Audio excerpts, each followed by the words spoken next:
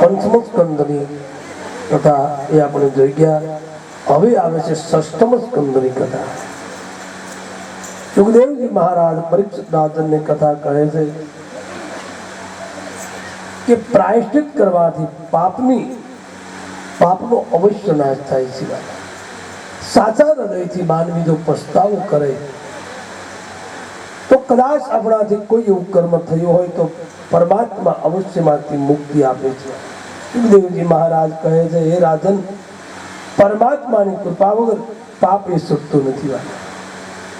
જે મનુષ્ય પ્રતિશ્વાસ ભગવાન નારાયણના મંત્ર જપ કરે તેને પાપ પણ સ્પર્શી શકતું નથી. જેમના આંગણામાં હરિસ્મરણ થાય, જેમના હૃદયમાં સતત હરિનામ સ્મરણ, જહા રામ તહા કામ નહીં, જહા કામ તહા નહીં રામ, તુલસી દોનો ના રહે, રવિ રજની એકતા.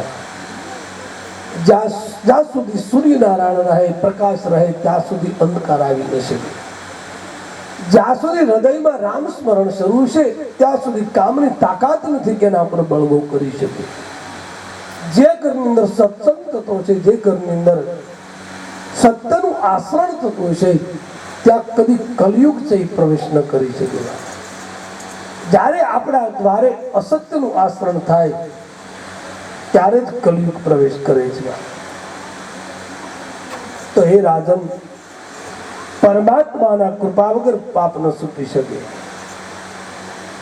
જે મનુષ્ય શ્વાસે પ્રતિશ્વાસ ભગવાન નારાયણ મંત્રનો જપ કરે તેમને પાપ એ પ્રવેશ કરી શકતું નથી.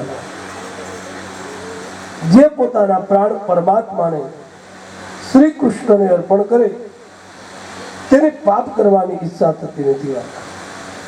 પાપી મનુષ્ય ભગવાનના નામનો જપથી જેવું પવિત્ર થાય છે તેવો સમદમ તપ વગેરેથી થતો નથી. કૃષ્ણ પ્રાણ એમને અર્પણ કરવા, પ્રાણે પ્રાણે શ્વાસે શ્વાસે પરમાત્માના નામનું સ્મરણ કરવું. છઠ્ઠા સ્કંદની અંદર અજામિલનું આખ્યાન બતાવ્યું છે. અજામિલ જ્ઞાતિ બ્રાહ્મણ હતો, પણ એમનું કર્મ એવું છે કે કર્મથી એ બ્રાહ્મણ નથી, જન્મથી એ બ્રાહ્મણ છે.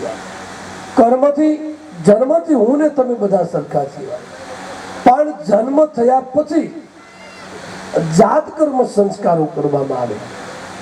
તમે રામચરિત માનસ લઈ લો કે શ્રીમદ ભાગવત કથા લો, જ્યારે જન્મ થાય, જન્મ પછીના આપણા ભારતીય સંસ્કૃતિના રિવાજ મુજબ 16 સંસ્કારો જે કરવામાં આવતા હતા. પણ જેમ જેમ સમય ગયો એમ આ બધા જે સંસ્કારો હતા એ સંસ્કારો નું કાર્ય કરવાનું બધા ભૂલી ગયા.